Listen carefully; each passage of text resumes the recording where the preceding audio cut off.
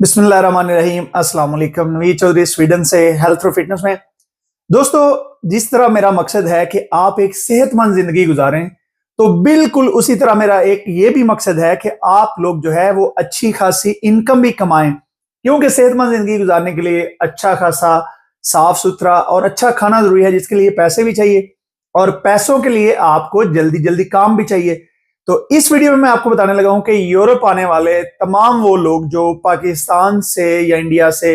बेहुनर आते हैं, यानी कि उनके पास कोई हुनर नहीं होता और इसके साथ साथ उनके पास कोई आला तालीम भी नहीं होती, यानी कि वो कम पढ़े लिखे होते हैं, तो वो लोग किस तरीके से जल्दी अपने आप को यूरोप में सेटल कर सकते हैं। तो उसमें आपको मैं 6-7 बहुत आसान तरीके बताने लगा हूं, जिनको क्योंकि हमें शुरू में जब हम आए थे, हमें इन चीजों का गाइड करने वाला कोई बंदा नहीं था। लेकिन आज अल्हम्दुलिल्लाह इतने सालों बाद, कोई 24-26 साल का जो तजुर्बा है, उसके बाद मैं आपको ये चीजें बता रहा हूं ताकि आप लोग जो है अपने आप को जल्दी सेटल कर सकें। तो सबसे पहला काम जो आपने करना है कि जिस मुल्क में भी आपने आना है, वहां की जुबान हर हालत में आते सारी सीखनी शुरू कर देनी है। आपने चाहे वहां पे 7 रहना है, 2 रहना है, चाहे 10 रहना है, कोई पता नहीं होता, लेकिन आपने जुबान में महारत जो है वो करनी शुरू कर देनी है। उसके बाद जो आपने सबसे पहला काम उस मुल्क में करना है, कोशिश करें कि उस मुल्क में किसी भी तरीके से अपना ड्राइविंग लाइसेंस कर लें, जो नॉर्मल ड्राइविंग लाइसेंस है। जैसे ही आप ड्राइविंग लाइसेंस करते हैं तो आपकी जिंदगी में काम के रास्ते 10% से 90% खुल जाते हैं, क्योंकि बहुत सारी ऐसी जॉब्स हैं कि जिसमें ड्राइविंग लाइसेंस जो है वो होने की वजह से आप बहुत सारी, जैसे सुपरमार्केटों में आपने को डिलीवरी का काम है, इसके अलावा जो पोस्ट के जितने भी काम हैं उनका जो है वो डिलीवरी का काम है। इसके साथ साथ जो है बहुत सारे और काम हैं कि जो ड्राइविंग की वजह से आपको, इवन के फूड डिलीवरी और इस तरह के काम जो है वो ड्राइविंग लाइसेंस आपके पास हो तो बड़ी आसानी हो जाती है। तो सबसे पहला काम, अगर आप ड्राइविंग लाइसेंस करेंगे तो आपके लिए दर्जनों रास्ते, काम के आसान काम के रास्ते जो है वो खुल जाएंगे। उसके बाद नंबर 2 पे आपने जो काम करना है वो ये आपने ये करना है कि आप देखें कि आपको फोक लिफ्टर वगैरह, जो कि आप वेयर हाउस जो होते हैं उनमें, पता है वो जो मशीनें होती हैं जो इस तरीके से चीजें उठा के तो वो जगह पे रखती हैं, वो चंद दिनों का कोर्स होता है। कोशिश करें कि आप फोक लिफ्टर का कोर्स कर लें, क्योंकि बहुत सारी कंपनियां,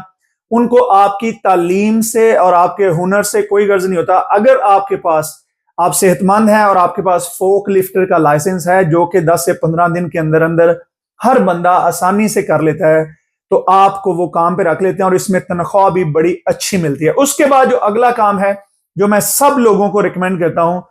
कि आप एक बड़े ट्रक का लाइसेंस ले लें। ट्रक ड्राइवर, जो बड़े ट्रक हैं, जो ट्रेलर हैं, उसका लाइसेंस ले लें। ट्रक ड्राइविंग का बड़ा लाइसेंस जो है वो आप किसी भी मुल्क में हो, यूरोप में, इवन कि आप अमेरिका कनाडा भी जाएं, तो आपको जॉब बड़ी आसानी से मिल जाएगी। और जो आपके पास यूरोपियन ट्रक ड्राइविंग लाइसेंस होगा, उससे आपकी जॉब में आसानी पैदा हो जाएगी। अगर जिस भी मुल्क में है यूरोप के, वहां का ट्रेलर का, ट्रक का लाइसेंस कर लें, टाइम निकालें। ये आपके पास, अगर आपने काम नहीं भी करना, लेकिन स्टिल आपके पास ये एक ऑप्शन होना चाहिए। और जो लोग ज्यादा पढ़े लिखे नहीं हैं, वो सिर्फ ट्रेलर चला के, ट्रक चला के, वो डॉक्टरों जितनी, इंजीनियर जितनी और आईटी स्पेशलिस्ट जितनी तनख्वाह ले सकते हैं। और ट्रक जो है, जो बड़ा ट्रक है, उसका ये होता है कि उसमें आप कई दफा 4 दिन काम करते हैं, 4 दिन छुट्टी होती है, 1 हफ्ता काम करते हैं, 1 हफ्ता छुट्टी होती है, इस तरीके से। और आपकी तनख्वाह भी जो है वो आम वर्कर से कम से कम 3 गुना ज्यादा, 4 गुना ज्यादा, ये डिपेंड है कि आप कहां पे काम कर रहे हैं, किस कंपनी में, किस तरह का आपका काम है, तो आपको 3, 4, 5 गुना ज्यादा तक जो है वो तनख्वाह मिलती है।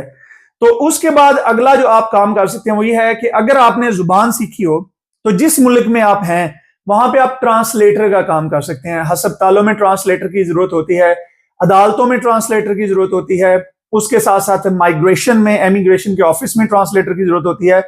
और बहुत सारी जगह पे डॉक्टरों के पास जो है हर जगह पे ट्रांसलेटर की जरूरत पड़ सकती है।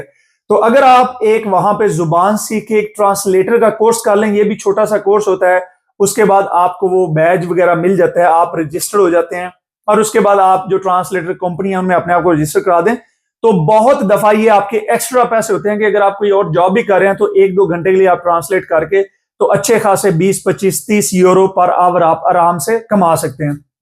उसके बाद जो लोग बगैर हुनर के आते हैं उनके लिए एक और बड़ा काम है कि अगर आपके पास लाइसेंस भी नहीं है और आप काम करना चाहते हैं, हालांकि लाइसेंस जो है उससे आपके लिए बहुत ज्यादा दरवाजे खुल जाते हैं, लाइसेंस भी नहीं है तो आप ये जो छोटा मोटरसाइकिल जिसका लाइसेंस नहीं चाहिए उसका छोटा सा कोर्स होता है, मोप्ड उसको कहते हैं,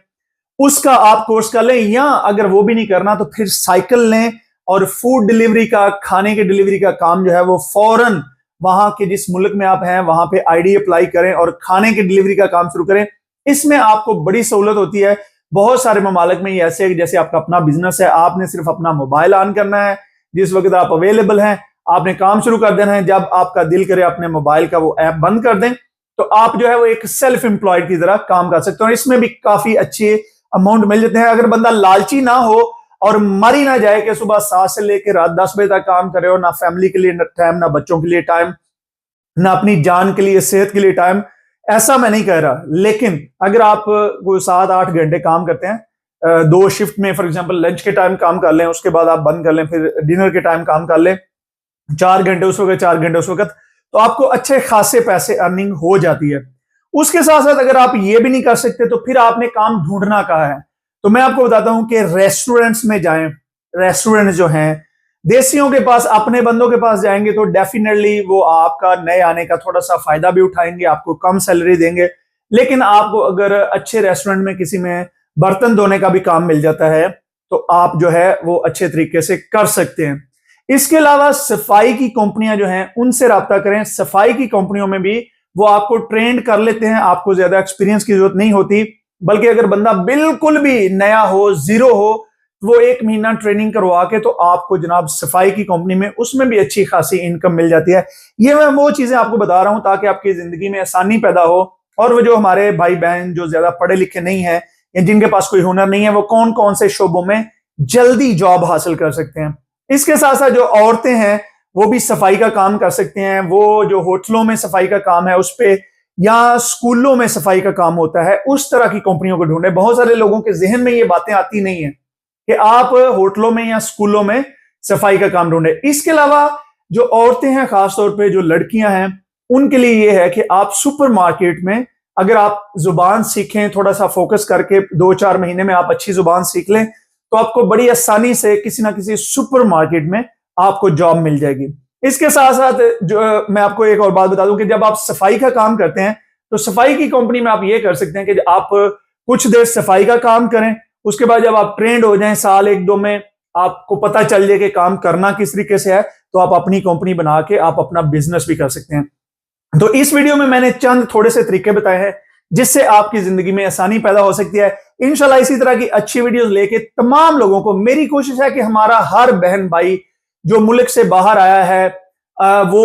अच्छा अपना रिज़्क कमा के खाए, अपने पैरों पे खड़ा हो, वो क्रिमिनलिटी की तरफ ना जाए, 2 नंबरी की तरफ ना जाए। और मैं आप लोगों से बहुत ज्यादा दरख्वास्त करता हूं कि कोशिश करें कि जिस मुल्क में आए, जिस मुल्क से खाएं, उस मुल्क का भला सोचें, उनको गालियां ना दें, उनके खिलाफ साजिशें ना करें, उनको बुरा भला ना कहें। अगर सोसाइटी में कोई चीज बुरी है उसके खिलाफ बड़े एक कानूनी तरीके से बात करें। जैसे मैं स्वीडन में हूं, यहां पे ये नहीं है कि ये कोई जन्नत है, यहां भी बहुत सारी गलत चीजें हैं, गवर्नमेंट भी कई दफा गलत चीजें, हम उसके खिलाफ आवाज उठाते हैं, लेकिन मुल्क को गाली ना दें, लोगों को गालियां ना दें, लोगों की बेइज्जती ना करें और रिज़्क़े हलाल की तरफ ज्यादा से ज्यादा चलें। अल्लाह ताला आपको, आपके घर वालों को इतना रिज़्क़े हलाल दे कि आप लोगों में तकसीम करते हुए ना थकें। मुझे अपनी दुआओं में याद रखिए। इंशाल्लाह एक और अच्छी वीडियो के साथ हाजिर होता हूं। और हां, मेरे इस चैनल को सब्सक्राइब कर लें और अगर पसंद आए तो लोगों के साथ शेयर कर दें, क्योंकि इस चैनल से आपको इंशाल्लाह सिर्फ और सिर्फ अच्छी चीजें मिलेंगी, कोई बुरी चीज नहीं मिलेगी। और हो सकता है कि आपकी वजह से किसी और की जिंदगी जो है वो बेहतर हो जाए। और मुझे अपनी दुआओं में जरूर याद रखिए। बहुत शुक्रिया। खुदा हाफिज।